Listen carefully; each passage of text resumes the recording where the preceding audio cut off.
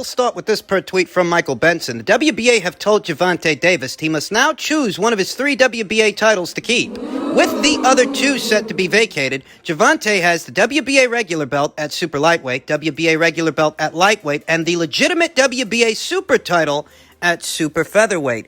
Gervonta Davis has been given a week by the WBA to make a decision. Which belt is he going to keep? I think most of us will agree that 130 pounds is a very hard weight for Gervonta Davis to make, yet that's the only full version of a title that he's in possession of, the 130-pound version of a title. I think most people are in agreement that he might make the decision to chuck it. The real question is, what title does he hold on to moving forward? Could be 135, could be 140. Gervonta Davis himself, he has a week to decide.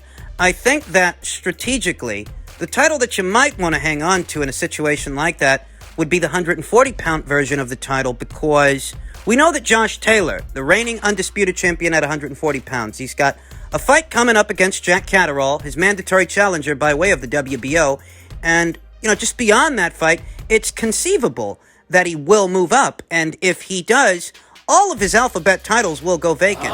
When that happens, if Gervonta Davis still is in possession of the WBA's Reggie belt, their secondary title at that weight, he could be elevated to primary champion, full champion, once Josh Taylor leaves the division. Strategically, that would be the way to go, because it's not like Gervonta Davis is pursuing a fight with Teofimo Lopez or Devin Haney at 135 pounds. Look at who he chose to fight there. Yuriorkis Gamboa for a regular title. When have you ever seen either Gervonta Davis or Leonard Ellerbe or Floyd Mayweather Jr. express an interest in matching Gervonta Davis against either Devin Haney or Teofimo Lopez or Vasyl Lomachenko or any of the best and brightest fighters at that weight?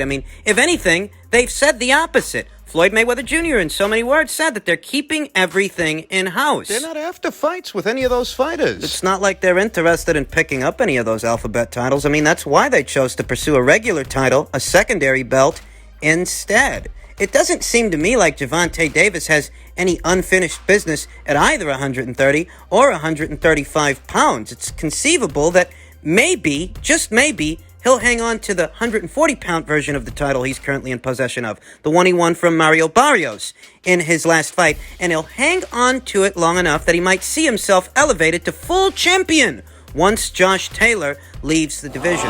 This move by the WBA effectively communicates to me is that they mean business. They're serious about consolidating titles this time, and it's mostly because they're under pressure from the Alphabet Commission to clean up their act and clean up all these trinket titles they've been littering around these various weight classes over the years. Or face banment from the United States. Which would cripple them financially, ruin them as an organization, as they do most of their business in the United States. It's the only real reason they're doing this. We have to take them seriously now if they're applying pressure on Gervonta Davis to make a decision. I mentioned this in a previous video earlier this week, that we won't know for sure if the WBA really means business about cleaning up all these belts until they order Gervonta Davis to consolidate the ones he has, because he's in possession of 3 different titles at 3 different weights. Something's got to give. That's the silver lining to derive from the scoring in the Maestre versus Fox fight. The Maestre versus Fox fight that brought to light a lot of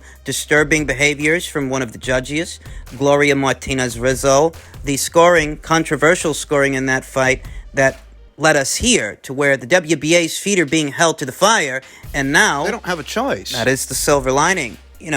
They tried to market Gervonta Davis as some kind of 3-division champion because he was in possession of 2 secondary titles at 2 separate weights, and now that illusion is going to be rather hard to propagate, since he's got to make a decision. He's never really a 3-division champion. And anyone with a functioning brain cell could have told you that, but they tried to market him as such because he was picking up secondary titles. Nobody really believed it. Nobody really bought into Gervonta Davis being a 3-division champion, since he didn't win the WBA title from Teofimo Lopez or Josh Taylor, the full champions at 140 pounds. Only a few stragglers and pom-pom waving sycophants actually categorized Gervonta Davis is a multi-weight champion, but the boxing community, the vast majority of it, we all knew better, and this just makes that illusion a bit harder to propagate. Now, if Gervonta Davis... If he wants a full title? Gonna have to fight for it. He might.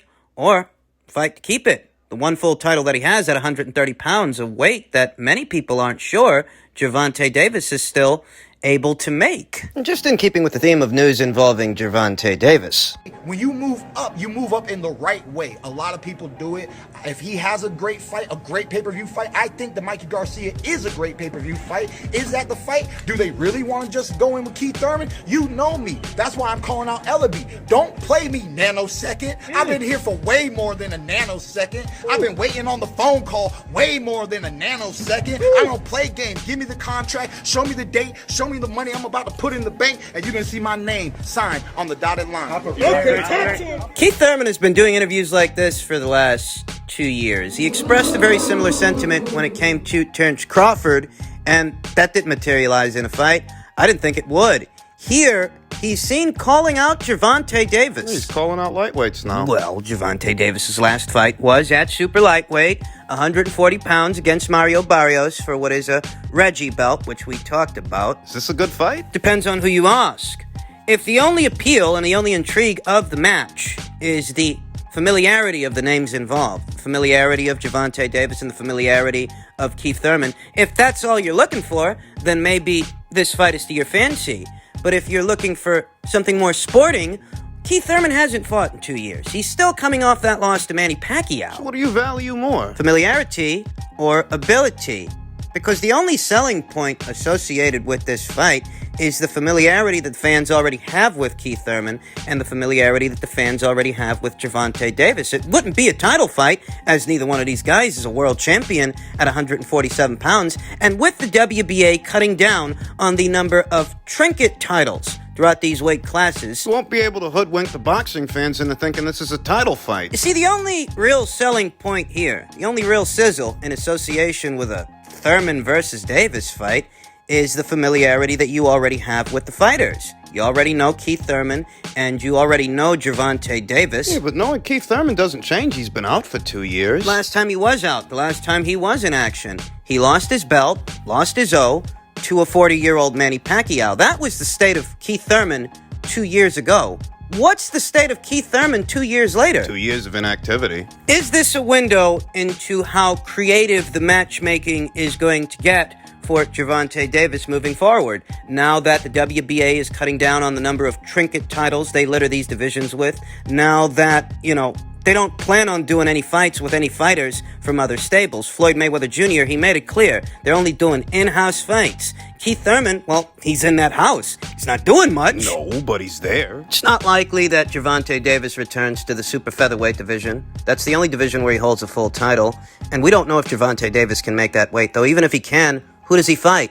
All the other fighters and all the other champions in that division are with different stables, and they plan on keeping everything in-house moving forward, where they always have.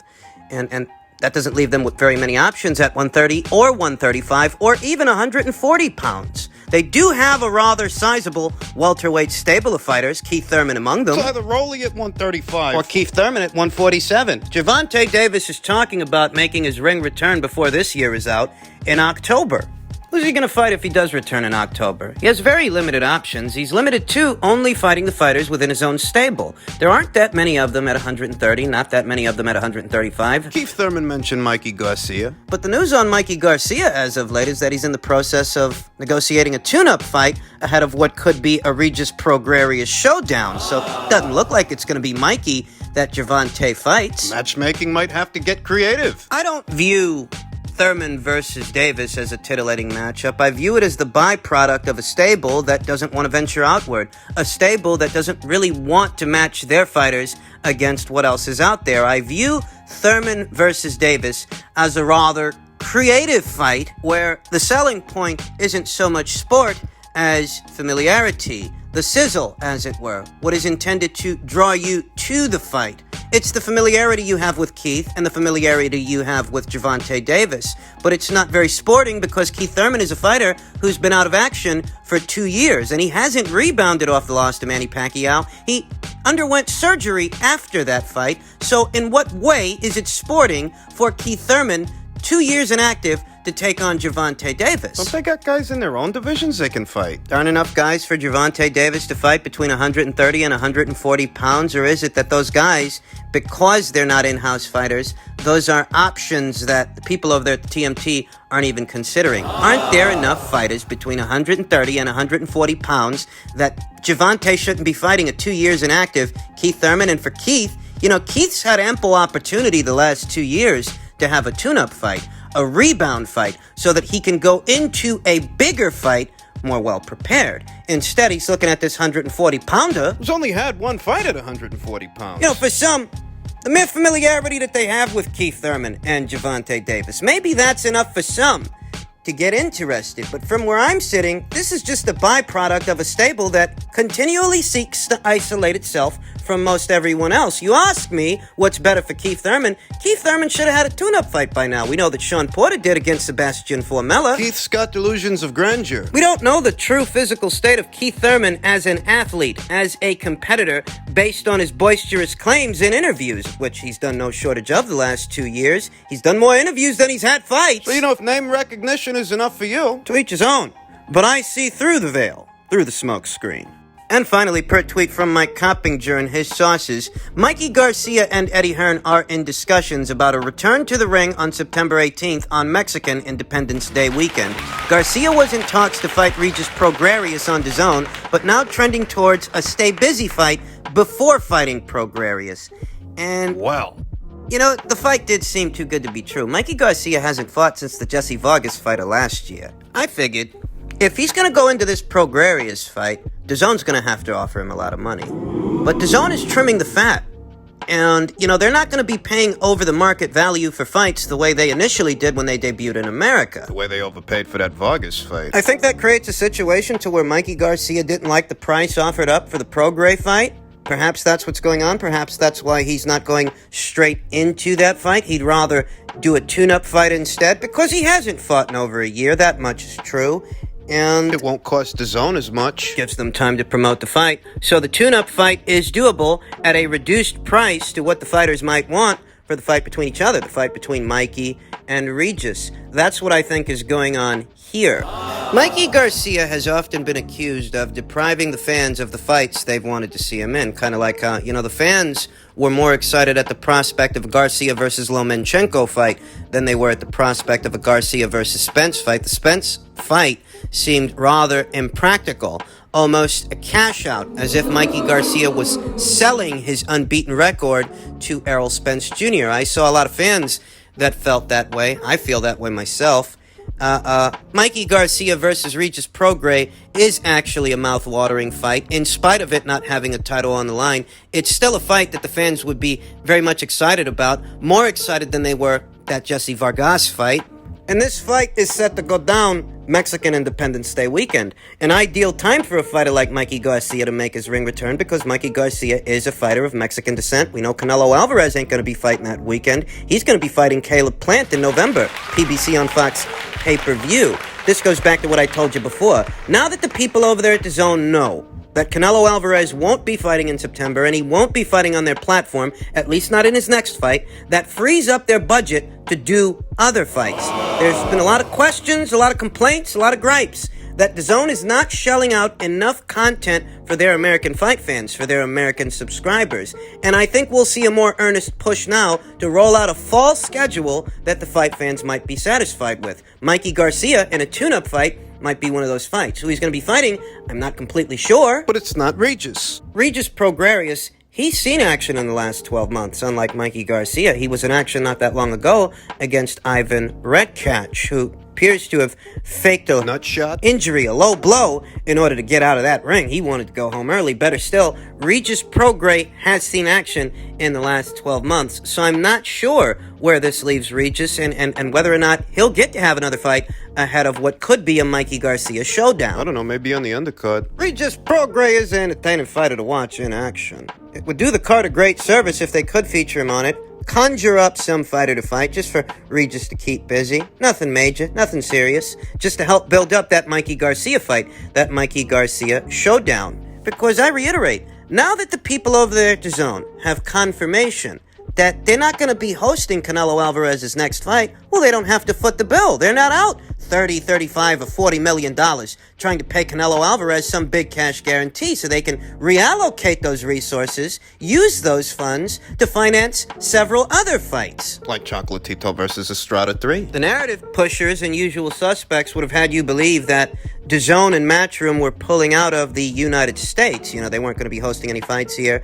Budget cuts, rumors, speculation, because they hadn't rolled out a fall schedule yet, and why would they? Summer isn't over. They were still waiting on Canelo to make his decision. Like most everyone else in the business, I think what gets lost in the sauce here is a lot of people were taking a wait-and-see approach with Canelo Alvarez's next move, because this guy, being the cash cow of boxing in this country, what he does and when he does it reverberates throughout the industry, throughout the business. So you want to get a fix on that before you make your own move. And that's what we're seeing here. Now that the people at DAZN know that Canelo's not going to be fighting in September, they're going to go ahead and roll out a show of their own. I wonder what the contracted weight of Mikey Garcia's next fight is going to be. It wouldn't surprise me at all if it's a welterweight contest as opposed to a junior welterweight contest, because the last time Mikey was in action, it was at 147 pounds. And even though it seems like he's changed his trajectory, he might be returning to the 140-pound division. In his next appearance, that appearance might be a welterweight contest, and maybe he drops down for the Prograis fight. Maybe they do that fight at 140 pounds. You gotta remember, Josh Taylor's probably got one more fight at 140 pounds before he vacates those titles. And once he moves up, all those alphabet titles, they'll be up for grabs. That creates opportunities for fighters like Mikey and Regis to become champions again. Because we know he ain't gonna do no business with Top Rank. Regis has already tried his luck over there on PBC's Isolation Island. He didn't get the opportunities that he wanted. The Broner fight that he kept talking about. These two guys' best bet at becoming world champions again is to fight each other en route to those alphabet titles, which could very soon become vacant.